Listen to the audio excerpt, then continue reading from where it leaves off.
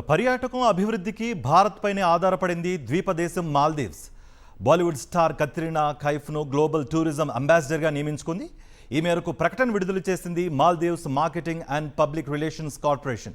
మాల్దీవుల పర్యాటకం అభివృద్ధికి కత్రినా కైఫ్ అంతర్జాతీయ స్థాయిలో పనిచేస్తారని వెల్లడించింది.